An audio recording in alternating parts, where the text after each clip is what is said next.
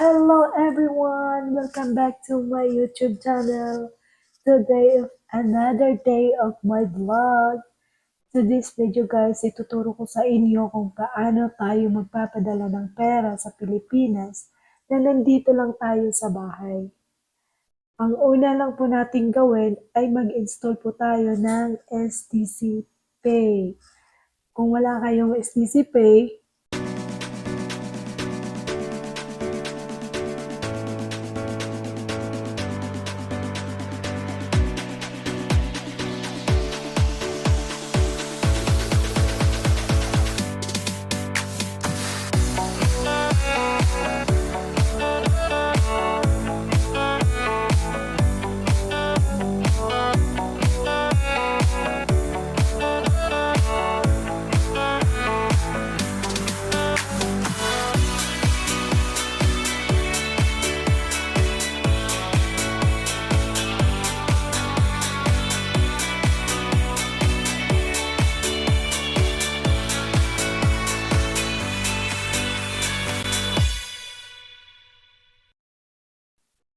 na mag-install kayo at siguraduhin ninyo na yung number ng STC nyo ay nakapangalan sa inyo para makapag-register po tayo ng STC Pay. Kasi kung hindi po naka-register, so ayun, today ay magsisend na tayo ng pera sa Pilipinas. So, ito ngayong cellphone na to is kay Ate Merito at sa kanya lang yung kung paano natin papadala kasi hindi ako magpapadala ngayon.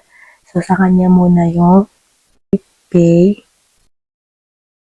Isipin natin buksan para makita po natin yung ating pera, kung magkano yung pera natin. Nahanap ko pa yung STCP niya kung ganito. Ayan na guys, mayroon na, nandyan na yung STCP niya.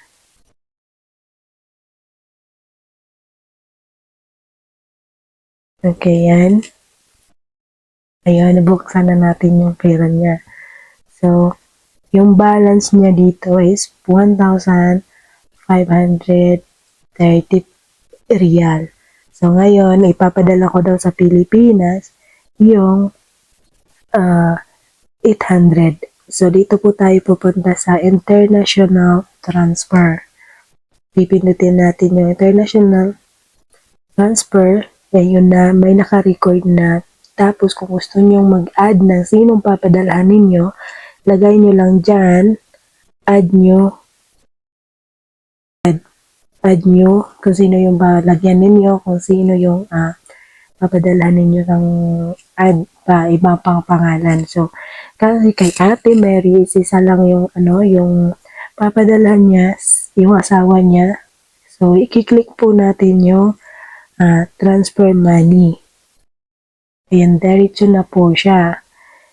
Pagkatapos, ayan, i-delete muna natin yung una. Ayan, delete. Tapos, magano tayo ng 800. So, nasa Pilipinas, ang 800 niya ay 11,858.98. So, anong gagawin natin? Yan, 800 real. Then, encode transfer fee. Bawasan na yon yung 800 niya, mabawasan ng parang 17 real. So, ayan, ipindutin natin. Then,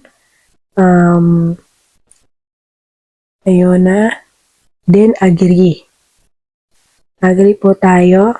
Ayan na po yung pera niya. So, ano bang pagkasunod natin gawin ay continue.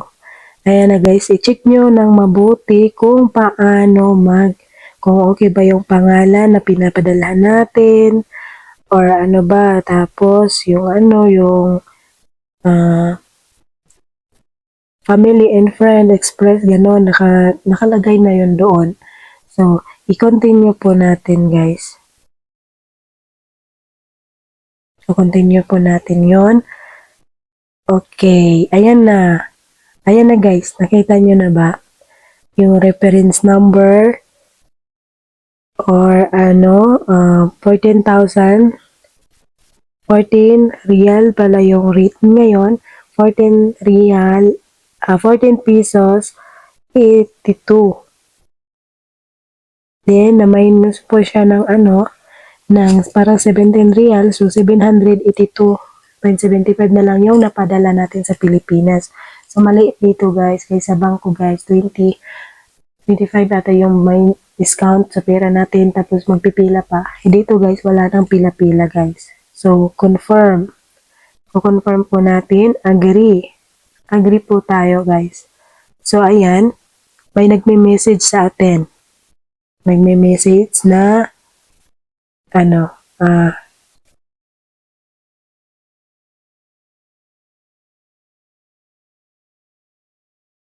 so, ayan, kailangan po natin i-sure guys para hindi po tayo nang pag, okay yan na, transfer na po siya guys, ayan, ayan, yung niya guys, yung,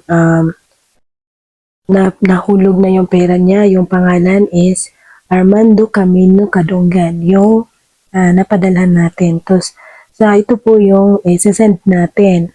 So, yung nasa baba, ayan, nasa baba. So, send natin sa pamilya niya. So, send natin sa pamilya niya. Doon tayo sa, so, send natin sa kapatid niya. So, ayan. Ayan guys, isend ko na sa kapatid niya yung reference number. So, ganun lang kadali guys. Done. Done natin. So, nandun na yun guys.